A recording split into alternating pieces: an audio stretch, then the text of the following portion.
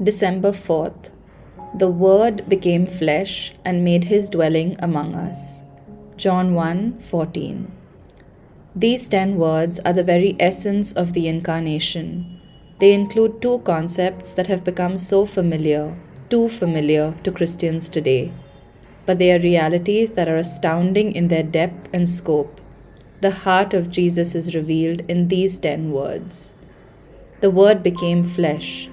The eternal Son became flesh. The controlling, directing, guiding, sustaining, all-pervading power of God became flesh.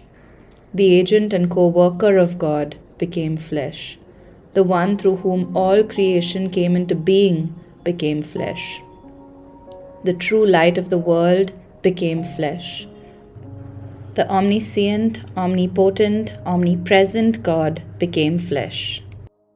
As Paul writes in Philippians 2, Jesus, though being in very nature God, did not consider equality with God something to be grasped, but emptied himself, taking the very nature of a servant, being made in human likeness.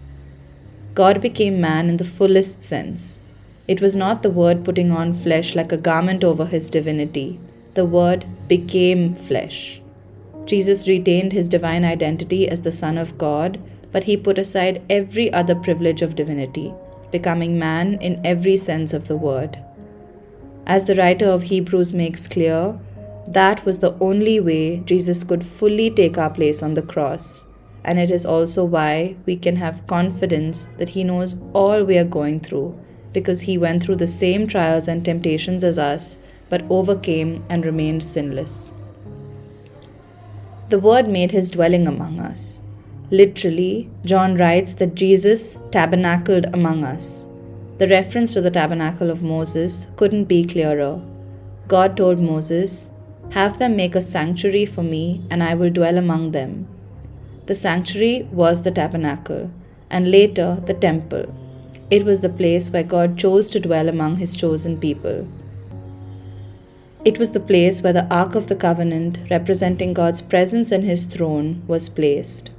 God's desire to dwell among his people could never be satisfied by a wooden chest behind a veil. He sent his Son in the flesh to dwell among us. And we know that after the resurrection and ascension of Jesus, we have something even more wonderful than the Son of God in human form dwelling among us. We have the indwelling Spirit living in each believer. Today, will you pause for a few minutes and allow the enormity of these 10 words to sink deep into your heart, mind, and spirit? Today's decree. The Word continues to make his dwelling among us through his Spirit.